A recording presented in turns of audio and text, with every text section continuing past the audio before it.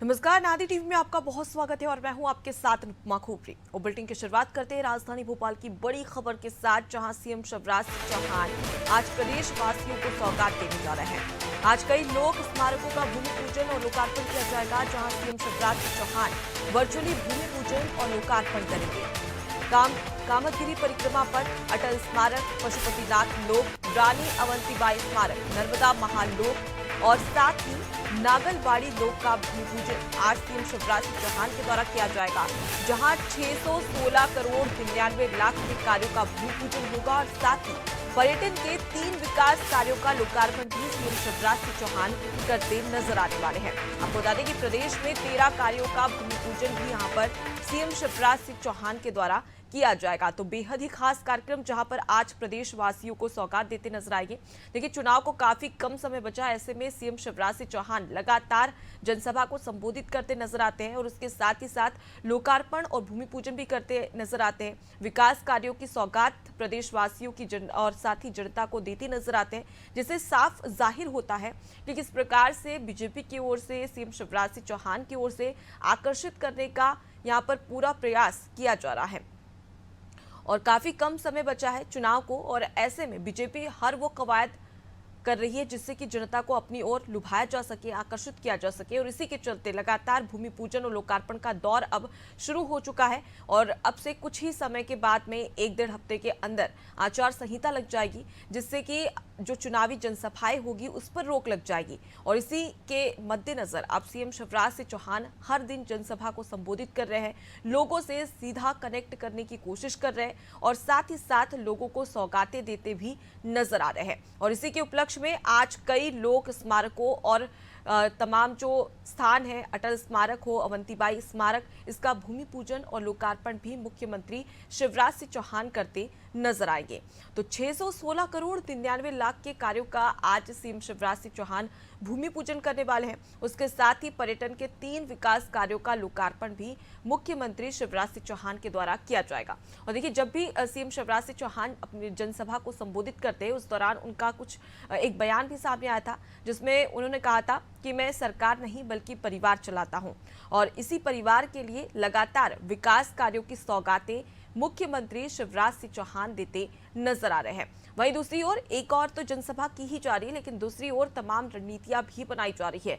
आपको बता दें कि बीजेपी की ओर से 3 जो प्रत्याशियों की लिस्ट है वो जारी हो चुकी है और 79 नाम जो प्रत्याशियों के हैं वो जारी हो चुके हैं और अब 151 नाम पर मंथन चल रहा है और जल्द ही बीजेपी अपने सभी प्रत्याशियों की लिस्ट भी और साथ ही साथ चेहरे भी साफ कर देगी। लेकिन उससे पहले जनता को किस प्रकार से अपनी ओर आकर्षित किया जाए, इसके लिए हर संभव प्रयास किया जा रहा है। और देखिए, जब भी सीएम शिवराज सिंह चौहान जनता को संबोधित करते हैं तो राज्य सरकार की तमाम जो उपलब्धियां हैं वो गिनाते हैं, जिनमें सबसे खास है लाडली बहना योजना, जिसमें सौगात देते नजर आते हैं। और उसके साथ ही साथ सीखो कमाओ योजना, किस प्रकार से युवाओं को साधा जा सके, किसानों को साधा जा सके, इसके लिए ब्याज माफी की बात सीएम शिवराज सिंह चौहान के द्वारा कही गई। और उसके साथ ही साथ तमाम जो बेरोजगार हैं उन्हें रोजगार देने का प्रयास भी यहाँ पर सीएम शिवराज सिंह चौहान के द्वारा किया जा रहा है। तो कुल मिलाकर चुनाव के मद्देनजर तमाम जो सौगातें हैं, भूमि पूजन, लोकार्पण, उसका दौर अब शुरू हो चुका है। और इसी के चलते आज एक बार फिर से सीएम शिवराज सिंह चौहान प्रदेशवासियों को सौगात देते नजर आने वाले हैं। तो पशुपतिनाथ लोक, रानी अवंतीबाई स्मारक और कादमगिरी परिक्रमा पथ, अटल स्मारक का भूमि पूजन और लोकार्पण सीएम शिवराज सिंह चौहान करने वाले हैं।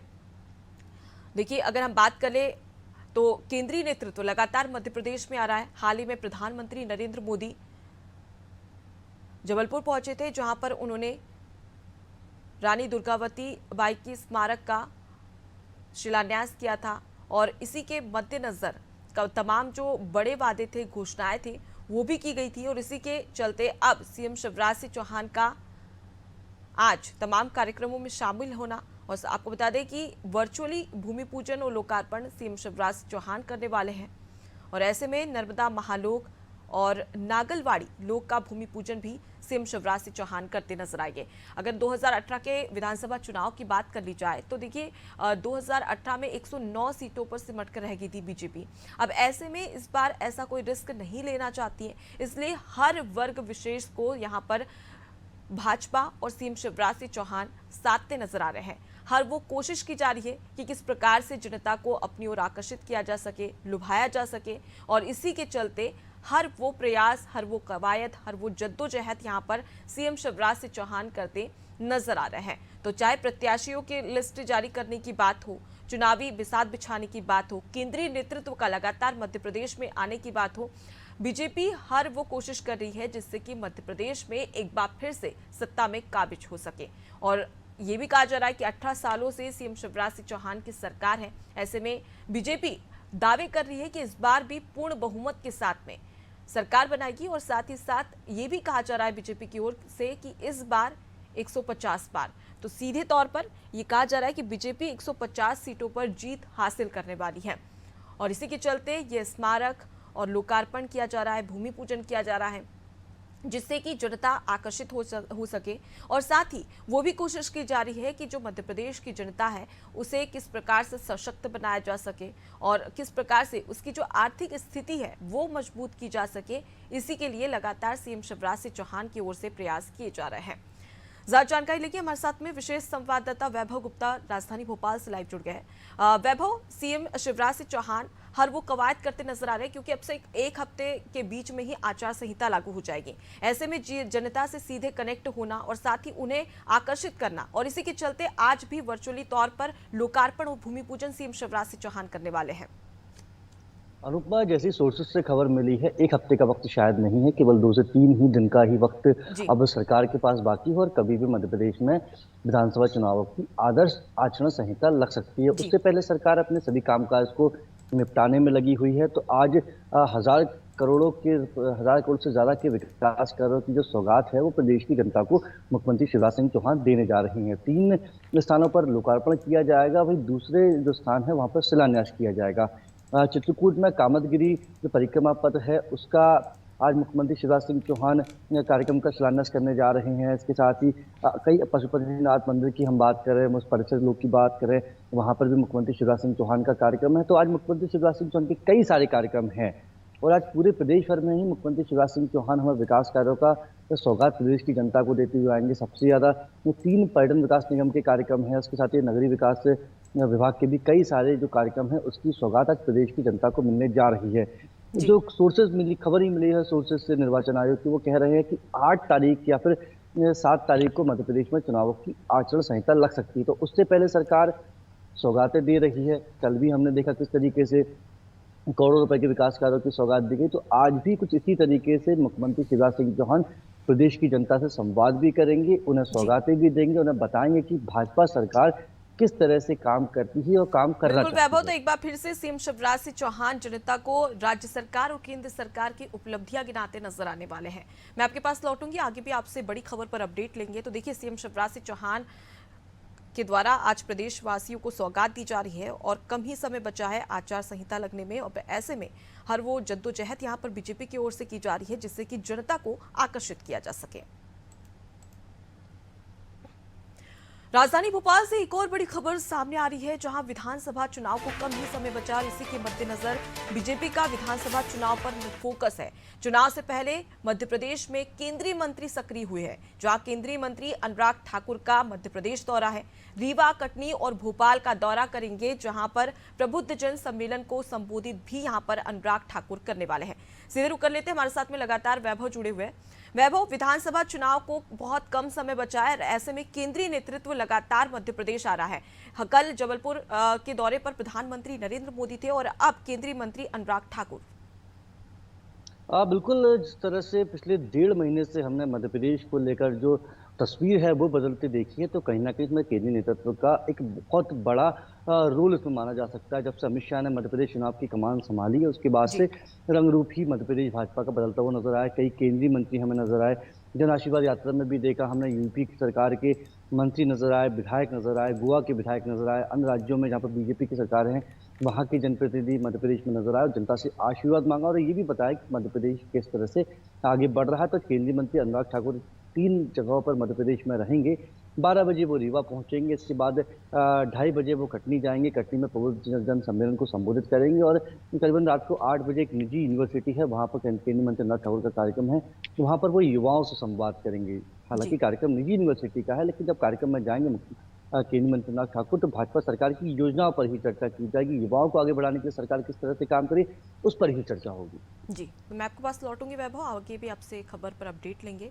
तो विधानसभा चुनाव को लेकर अब बीजेपी का फोकस है, जहां केंद्रीय मंत्री अनुराग ठाकुर का मध्य प्रदेश दौरा रहने वाला है।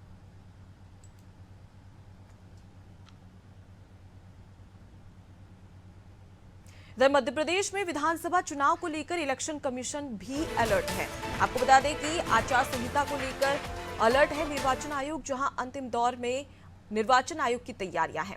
चुनाव को लेकर निर्वाचन आयोग ने बैठक बुलाई है, जहां जिला निर्वाचन अधिकारियों की ये बैठक बुलाई गई है। तो वीडियो कॉन्फ्रेंसिंग के जरिए ये बैठक भी होने वाली है, जहां पर आपको बता दें कि विधानसभा चुनाव को लेकर अब इलेक्शन कमीशन भी अपनी पूरी तैयारी कर रहा है और इसी के चलते आचार संहिता को लेकर निर्वाचन आयोग अलर्ट हो चुका है और आचार संहिता को लेकर तमाम तैयारियां भी यहां पर निर्वाचन आयोग की ओर से की जा रही है, जहां जिला निर्वाचन अधिकारियों की बैठक भी बुलाई गई है।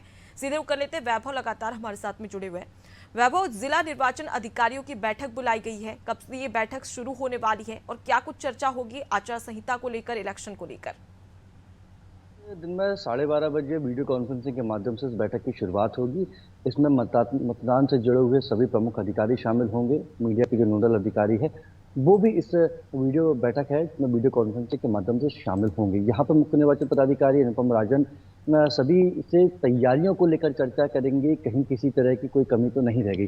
अनुपम, आपसे कुछ देर पहले भी चुनावों की आचार संहिता लग सकती है, तो क्योंकि आचार संहिता जब लगती है तो सबसे ज्यादा अहम रोल निर्वाचन आयोग का ही हो जाता है। उसको ही सारे जो जिम्मेदारियां ठीक तरीके से निर्वहन करनी पड़ती है, तभी जो लोकतंत्र का उत्सव जिसे चुनाव कहा जाता है वो ठीक तरीके से संपन्न हो सकता है। तो ऐसे में अपनी जिम्मेदारियां वो ठीक तरीके से अधिकारी निभा सके, कहीं किसी तरह की चूक या कमी तो नहीं है, उसे समय रहते पूरा कर ले, क्योंकि जब आचरण संहिता लग जाएगी उसके बाद समय भी नहीं बचेगा और जिम्मेदारियां एकदम से बहुत सारी आ जाएंगी। तो एक बार जो जिम्मेदारियां हैं उस पर चर्चा करने के लिए आज वीडियो कॉन्फ्रेंसिंग के माध्यम से मुख्य निर्वाचन पदाधिकारी सभी अधिकारियों से चर्चा करेंगे, उन्हें निर्देश भी देंगे और उनसे फीडबैक भी लेंगे चुनावी तैयारियों को लेकर। बिल्कुल, और आचार संहिता लगने के बाद में 230 विधानसभा सीटों में जो तमाम केंद्र बनाए गए हैं वहां पर किस प्रकार की स्थिति होगी, इसके लिए भी लगातार बैठकों का दौर देखने को मिलेगा। फिलहाल के लिए बहुत शुक्रिया वैभव, तमाम जानकारी हम तक पहुंचाने के लिए। तो विधानसभा चुनाव को लेकर ये कहा जा रहा है कि जल्द ही आचार संहिता लागू हो सकती है और इसी के चलते इलेक्शन कमीशन पूरी तरीके से अलर्ट है और चुनाव आयोग की ओर से अब कोशिश की जा रही है कि किस प्रकार से सफलतापूर्वक ये चुनाव करवाया जा सके और ऐसे में संवेदनशील और अति संवेदनशील केंद्रों को लेकर भी लगातार अब चुनाव आयोग की ओर से बैठकों का दौर शुरू हो चुका है।